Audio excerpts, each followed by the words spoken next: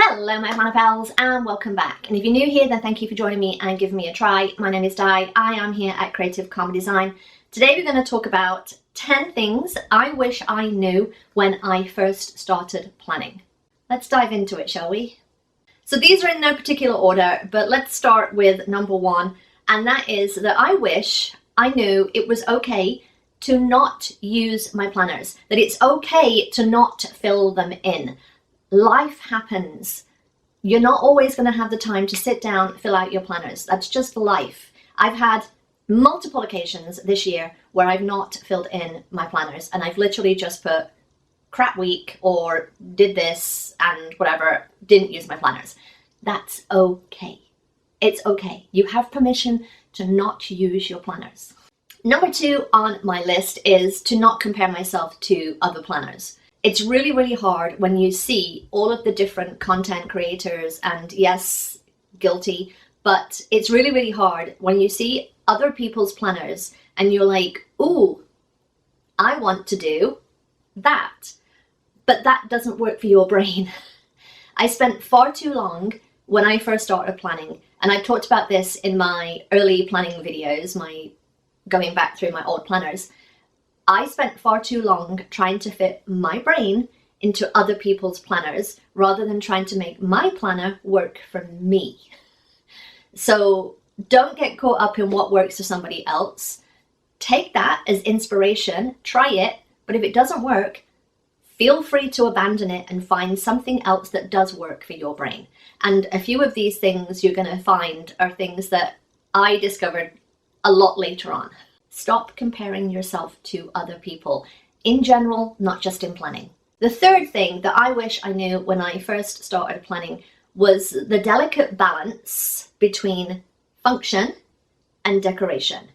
I can't have all function. All function is boring to me. It's just, I don't see anything. It's just a bunch of writing. But if I have all decor, I don't see any of the function.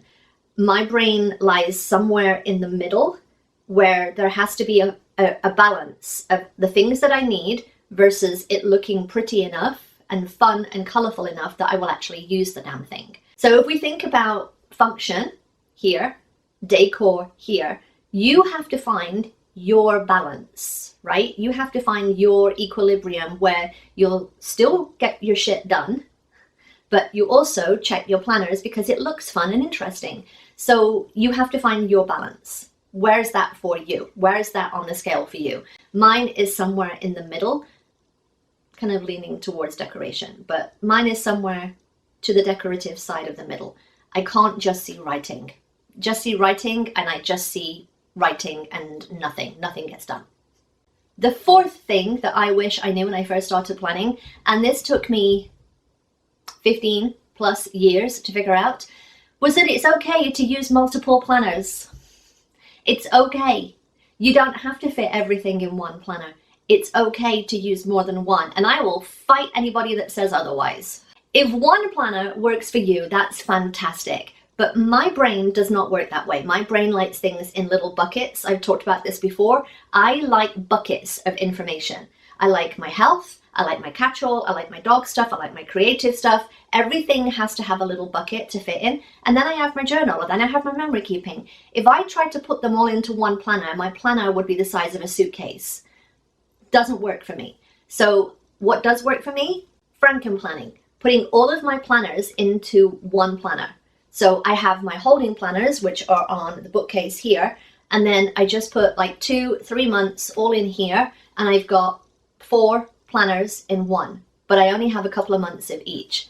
This has worked for me so well, I can't even I'm so thankful that I found this. So yes, if you want to use multiple planners, you go ahead and don't let anybody tell you otherwise. Number 5 on the things that I wish I knew when I first started planning is, yes, buy pens, but buy different thicknesses of pens.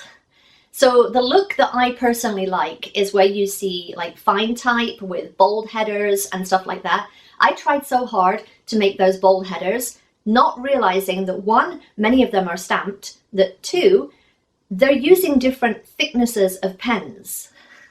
It took me a while to figure this out. So there's like a regular pen, then there's a thicker pen, And then there's a much thicker pen. Use different thicknesses of pens. Stop trying to go over and over and over the same pen line. Took me forever to figure that out, but I did.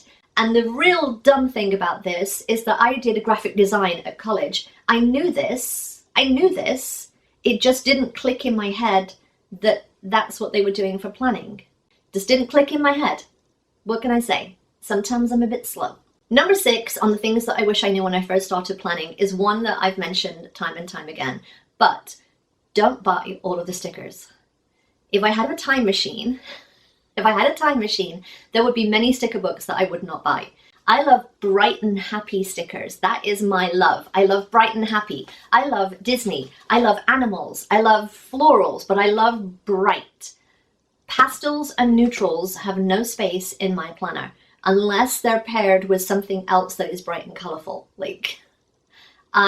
Again, it comes back to that function versus decorative. Pastels to me are not decorative. They're barely even there. My brain doesn't see them. So again, that goes on to this side of decorative for me. They're barely even past functional. I need something bright, colorful, and eye-catching because that's the way my brain works. Number 7 on the things that I wish I knew when I first started planning, or even 5 years ago, and that is that it's okay to change planners. It's okay to change layouts, that it's okay to just try something, decide that it's not for you, and then just go back to what you were doing before or trying something else new. I think for too long, and tell me if you're guilty of this, but for too long, I stuck with a planner in some layout or other and hated it, but tried to make it work because it was working for other people. Why wouldn't it work for my brain? And it didn't.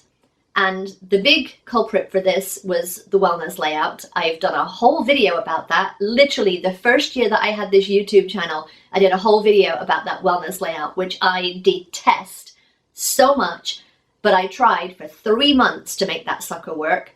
And yeah, then I switched to the vertical layout and that was it. I've stuck with the vertical layout ever since. There's so much about the wellness layout that I absolutely hate. Other people love it. Doesn't work for me. And again, I've tried different tarot things, tarot planners. I've tried different journals. You gotta find something that works for you. And if it doesn't work, give it up, try something else. You don't have to stay with a planner if it's not freaking working. Yeah, I don't think there's any such thing as planner peace because we're constantly evolving as people. Our planners are constantly evolving. What works now isn't gonna work in 2 years' time. So just let that be okay. Change. Number 8, and I think this one is the biggest reason that I've gotten so much done in the last 5 to 10 years versus the time before that, is making time to plan and planning my planning. Planning my planning, putting it in my planner.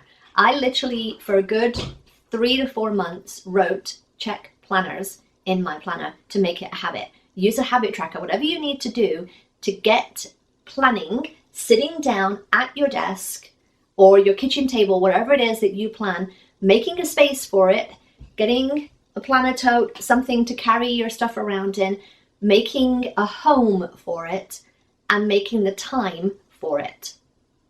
Doesn't work if you don't use it.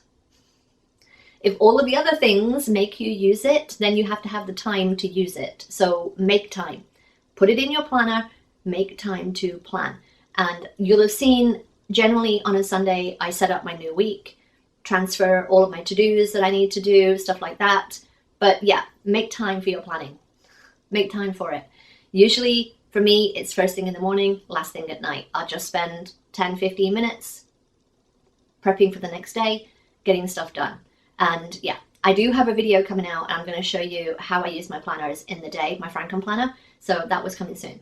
Number 9 on my list is I wish I knew that it was okay to rip pages out of my planner. And this is specifically, I'm talking about like the coil bound and the bound planners. If a page is not working for you and you just keep going past it and it's annoying you, just rip the sucker out. Now, be careful of doing it, make sure that it's not attached to anything else that you need. Rip the sucker out. You don't need it. Rip it out. Cover it. do something else with it, put another page in instead. I do this all the time now with the discs. It's super easy, but if the pages don't work for me, I just take them out. If you don't want to use a currently page, don't use a currently page. If you don't want to use the perpetual calendar at the front, I don't, then don't use it. Simple. Just take it out. If you don't need it, take it out. And then if there's something that you need to put in your planner, you've got space to put it in now because you've taken other pages out. Put in what you need and take out what you don't. Number 10 on my list of things that I wish I knew is how much I love the creative process of putting down stickers, of writing, of planning, of just the whole process behind it. And the link between writing physically and it sinking into our brains is well documented. And if you don't believe me, go Google it. But it's well documented. And I think that is something that I was missing when I was trying to do like digital on the phone checklists and stuff. They've never worked for me. I can't do the digital phone to-do list. Doesn't work. I need a physical thing that I can check off, scribble out, write on, and do stuff like that. That sinks into my brain. The digital stuff does not. So feel free to explore other options, but I will always come back to pen and paper and stickers and washi and other stuff. I love the creative aspect of it as much as the actual planning. It's art therapy at the end of the day. It's art therapy. I want you to let me know down below one thing that you wish you knew when you first started planning. Is it anything that I've mentioned or is it something else? But these were just 10 that I thought of at the top of my head. All right, I hope you enjoyed this. If you did, then give me a thumbs up. Don't forget to subscribe if you're not already, and I will see you next time, my planner pals. Bye!